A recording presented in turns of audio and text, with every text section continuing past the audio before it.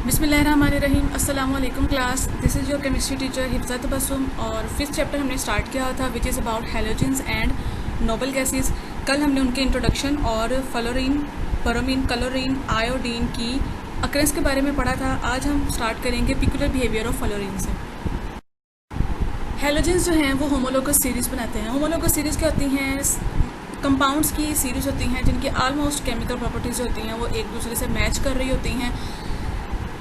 Basically ये property पाई जाती है ऑर्गेनिक कंपाउंड्स के अंदर, लेकिन हैलोजेंस भी ऐसे कंपाउंड्स बनाते हैं जो होमोलोगस सीरीज़ में आ रहे होते हैं, जिनकी केमिकल प्रॉपर्टीज़ जो हैं वो एक पीरियोडिक ट्रेंड में ग्रेजुअली वेरी कर रही होती हैं और आलमोस्ट उनकी केमिकल प्रॉपर्टीज़ होती हैं वो सेम भी होती हैं। एक सेट पैटर्न होता है जिसे वो बारी बारी जो है वो डेविएशन शो कर रही होती हैं।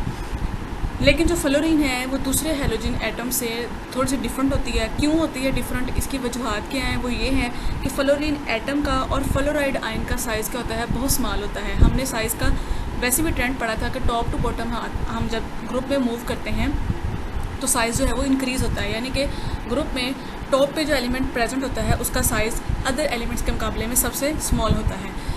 साइज स्मॉल है तो इसकी जो आयनाइजेशन एनर्जी है फर्स्ट वो भी काफ़ी ज़्यादा होगी, क्योंकि इसके इलेक्ट्रॉन को रिमूव करना मुश्किल होगा। इसकी इलेक्ट्रॉन एक्टिविटी की वैल्यू बहुत ज़्यादा होती है। हम सब जानते हैं कि हमारे सेट पैटर्न में फ्लोरीन को स्टैंडर्ड बनाया गया है क्योंकि इसकी इलेक्ट्रॉन एक्टिविटी की वैल्यू क्या है? 4 है, जो कि मैक्सिमम है। फ्लोरीन मालिक्यूल की डिसोसिएशन एनर्जी जो होती है वो कम होती है as compare to chlorine and bromine molecule. Dissociation energy का मतलब ये है कि इसको जो तोड़ना है, जो उसको ब्रेक करना होता है वो आसान होता है, कम एनर्जी चाहिए होती है हमें। इसका जो वैलेंस शेल होता है वो अपना ऑक्टेट कंप्लीट करता है। Restriction of the valence shell to an octet, 7 electron है, उसने 1 इलेक्ट्रॉन लेके अपने 8 इलेक्ट्रॉन पूरे करने ही करने हैं और हमेशा गेन ऑफ इलेक्ट्रॉन करेगा। और ये वाहिद हैलोजन है जो इनर्ट गैसेस यानी कि नोबल गैसेस के साथ डायरेक्ट कंबाइन होकर कंपाउंड्स बनाता है हमारे पास। फ्लोरीन एटम का और फ्लोराइड आयन का साइज़ जो है वो स्मॉल होता है। स्मॉल साइज़ होने की वजह से इनके ऑर्बिटल्स का जो ओवरलैप होता है वो काफ़ी अच्छा होता है as compare to other halogens. जब ऑर्बिटल्स का ओवरलैप अच्छा है, साइज़ स्मॉल है, तो जब फ्लोरीन एटम किसी दूसरे एलिमेंट के साथ बॉन्ड बनाएगा तो वो बॉन्ड जो है वो शॉर्टर होगा और स्ट्रॉन्गर होगा। लेकिन एलिमेंट जो हैं वो अदर देन ऑक्सीजन, नाइट्रोजन और इटसेल्फ यानी कि फ्लोरीन के अलावा होंगे तो उनके साथ जो बॉन्ड है फ्लोरीन का वो बहुत स्ट्रॉन्ग बनेगा और ओवरलैप जो है वो उसमें अच्छा होगा। आयनिक फ्लोराइड्स की लैटिस एनर्जी जो है वो हाई होती है। लैटिस एनर्जी क्या होती है? आयनिक कंपाउंड को बनाने के लिए या ब्रेक करने के लिए जो एनर्जी चाहिए होती है उसको हम कहते हैं लैटिस एनर्जी। तो आयनिक फ्लोराइड्स की लैटिस एनर्जी जो है वो अदर हैलाइड्स के मुकाबले में ज़्यादा होती है। यही वजह है कि जो फ्लोराइड्स हैं हमारे पास कैल्शियम के, मैग्नीशियम के, बेरियम के, स्ट्रोंशियम के और लैंथानाइड्स के, ये वाटर में सोलूबल नहीं होते क्योंकि उनको ब्रेक करने के लिए बहुत ज़्यादा एनर्जी चाहिए होती है, जिसकी वजह से वो वाटर में इनसोलबिलिटी शो करते हैं और इनकी लैटिस एनर्जी जो है वो ज़्यादा होती है। लेकिन फ्लोरीन मालिक्यूल की F2 की जो है वो डिसोसिएशन एनर्जी कम होती है, उसको ब्रेक करना आसान होता है, इसलिए वो हाईली रिएक्टिव होता है। लेकिन फ्लोरीन के अलावा जो दूसरे हैलोजेंस हैं वो सिमिलर कंडीशंस में बहुत स्लोली रिएक्ट करते हैं। लेकिन जो फ्लोराइड्स हैं, जैसे हमने पहले भी बात की कि आयनिक फ्लोराइड्स जो हैं ये स्टेबल होते हैं और इनकी डिसोसिएशन जो है वो मालिक्यूल के मुकाबले में जो है वो कम होती है। ये डिसोसिएशन के लिए स्टेबल होते हैं मालिक्यूल के कंपैरिजन में।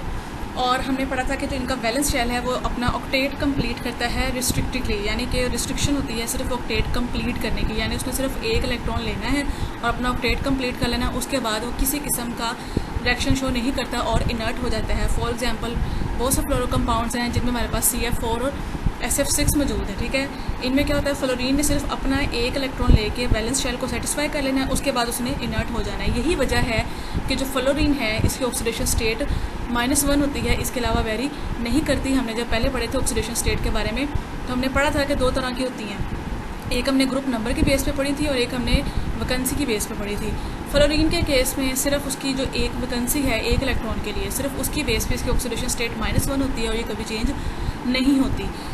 और ये वाहिद एलिमेंट है जो नोबल गैसेस के साथ कंबाइन करके कंपाउंड्स बनाता है। कौन कौन से नोबल गैसेस के साथ? क्रिप्टॉन के साथ कंबाइन करेगा, जीनॉन के साथ करेगा और इनके फ्लोराइड्स बनाएगा। नेक्स्ट है हमारे पास ऑक्सीडाइजिंग प्रॉपर्टीज़, हैलोजेंस की oxidising properties, relative reactivities of the halogens as oxidising agents. Oxidising agents क्या होते हैं? वो एजेंट जो खुद तो रिड्यूस होते हैं लेकिन दूसरे को ऑक्सीडाइज कर देते हैं। अब जो फ्री हैलोजेंस हैं ये ऑक्सीडाइजिंग एजेंट्स के तौर पर काम करते हैं जब ये मेटल्स के साथ या नॉन मेटल्स के साथ रिएक्ट करते हैं। अब जिस भी एलिमेंट के साथ ये रिएक्ट करेंगे उस एलिमेंट के पास पॉजिटिव ऑक्सीडेशन स्टेट होगी, ठीक है, वो एलिमेंट पॉजिटिव ऑक्सीडेशन स्टेट हासिल कर लेगा कंपाउंड के अंदर, और जो हैलोजन होगा वो नेगेटिव। हैलोजन ने नेगेटिव और रिएक्टेंट एलिमेंट ने पॉजिटिव किया, यानी कि हमारे पास क्या बन रहा है, आयनिक कंपाउंड। आयनिक कंपाउंड जब मेटल्स के साथ बनेगा, क्योंकि आपको पता है कि मेटल्स जो हैं वो इलेक्ट्रोपॉजिटिव होती हैं, अपना इलेक्ट्रॉन लूज करती हैं और पॉजिटिव ऑक्सीडेशन स्टेट लेती हैं। तो जब मेटल्स के साथ हैलोजन्स आयनिक कंपाउंड बनाएंगे तो हैलोजन जो है वो इलेक्ट्रॉन को गेन करेगा और नेगेटिव हैलाइड आयन के अंदर कन्वर्ट हो जाएगा, और मेटल जो है वो इलेक्ट्रॉन को लूज करके पॉजिटिव ऑक्सीडेशन स्टेट में जाएगी। फॉर एग्जांपल सोडियम मेटल ने जब क्लोरीन, फ्री क्लोरीन के साथ रिएक्शन किया तो हमारे पास जो है वो सोडियम क्लोराइड आयनिक कंपाउंड बना, जिसमें सोडियम पे पॉजिटिव चार्ज है और क्लोरीन पे नेगेटिव चार्ज है, यानी कि जो हैलोजन है उसने गेन ऑफ इलेक्ट्रॉन किया और हैलाइड आयन बनाया, और जो मेटल है उसने लॉस ऑफ इलेक्ट्रॉन करके पॉजिटिव ऑक्सीडेशन स्टेट हासिल की है, और वो क्योंकि इलेक्ट्रोपॉजिटिव थी तो उसने पॉजिटिव चार्ज को हासिल कर लिया है। हैलोजन्स की जो ऑक्सीडाइजिंग पावर होती है ये एटॉमिक नंबर के इंक्रीज़ होने से डिक्रीज़ होती है, यानी कि हम ये कह सकते हैं कि अगर हम हैलोजन्स के केस में देखें तो टॉप टू बॉटम इनकी ऑक्सीडाइजिंग पावर जो है वो कम हो रही होती है। फ्लोरीन की ऑक्सीडाइजिंग पावर सबसे ज़्यादा और आयोडीन की ऑक्सीडाइजिंग पावर सबसे कम। ऑर्डर आपके सामने मौजूद है। अच्छा, ये जिनका ऑक्सीडाइजिंग पावर का ऑर्डर है ये MCQs के पॉइंट ऑफ व्यू से बहुत ज़्यादा इंपॉर्टेंट है। Order of decreasing power of an oxidising agent decreasing power का है, जिसमें फ्लोरीन की सबसे ज़्यादा, फिर क्लोरीन की, फिर ब्रोमीन की, और सबसे कम किसकी है, आयोडीन मॉलिक्यूल की। हैलोजन्स की जो ऑक्सीडाइजिंग पावर होती है बेसिकली ये फॉलोइंग फैक्टर्स पे डिपेंड कर रही होती है। कौन कौन से फैक्टर्स हैं, एनर्जी ऑफ डिसोसिएशन, एटम की इलेक्ट्रॉन अफिनिटी, आयंस की हाइड्रेशन एनर्जी और heat of vaporisation in case of bromine and iodine molecule. ठीक है, फ्लोरीन और क्लोरीन के लिए फैक्टर नहीं होगा, ब्रोमीन और आयोडीन के लिए हम हीट ऑफ वेपराइजेशन को भी देखेंगे।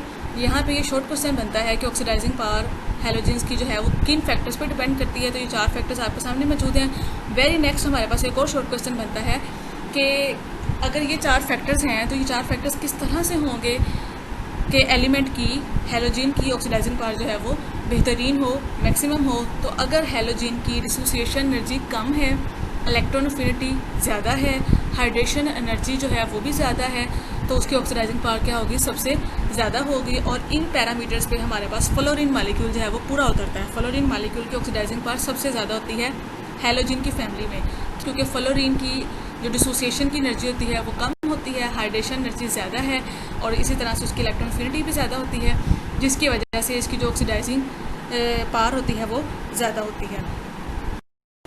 नेक्स्ट जो बहुत इंपॉर्टेंट फीचर है हैलोजन का हमारे पास वो ये है कि जो फ्री हैलोजन होती है वो अपनी हैलोजन फैमिली में जो उससे नेक्स्ट मेंबर मौजूद है उसके आयन को ऑक्सीडाइज कर सकती है। यानी कि अगर फ्लोरीन मॉलिक्यूल है तो वो क्लोराइड आयन को ऑक्सीडाइज कर सकता है, क्लोरीन अगर है तो वो ब्रोमाइड और आयोडाइड को ऑक्सीडाइज कर सकती है, और ब्रोमीन जो है वो आयोडाइड को कर सकती है।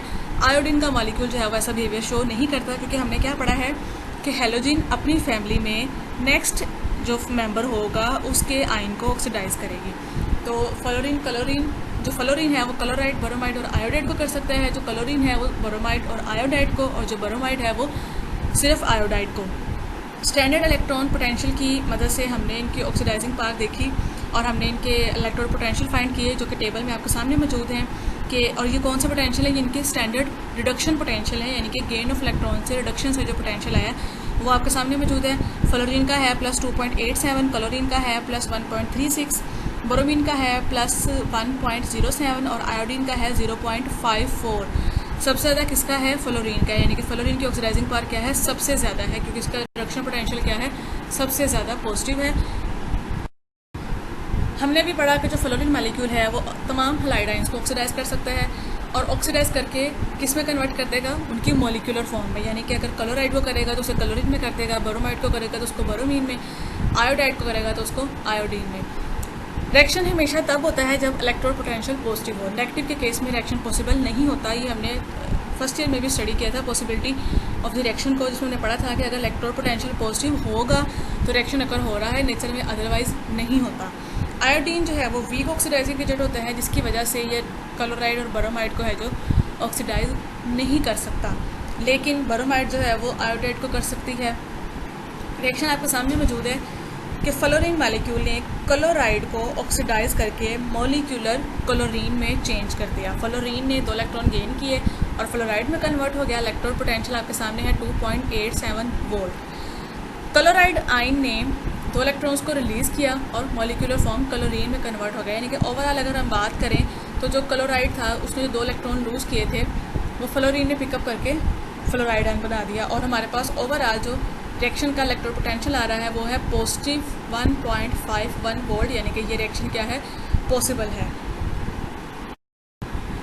सेम वे में जो क्लोरीन है वो ब्रोमाइड और आयोडाइड को करेगी, और जो ब्रोमीन है वो आयोडाइड को करेगी। रिएक्शन इनके भी आपके सामने मौजूद है कि क्लोरीन ने ब्रोमाइड को ऑक्सीडाइज करके मॉलिक्यूलर फॉर्म में कन्वर्ट कर दिया, ब्रोमीन मॉलिक्यूल बना प्लस क्लोराइड आयन बना, और ब्रोमीन मॉलिक्यूल ने आयोडाइड आयन को ऑक्सीडाइज करके मॉलिक्यूलर फॉर्म यानी कि आयोडीन मॉलिक्यूल में कन्वर्ट किया, और हमारे पास ब्रोमाइड आयन बना। आयोडीन है वो इस तरह का बिहेवियर शो नहीं करती क्योंकि वो बहुत ज़्यादा वीक ऑक्सीडाइजिंग एजेंट है।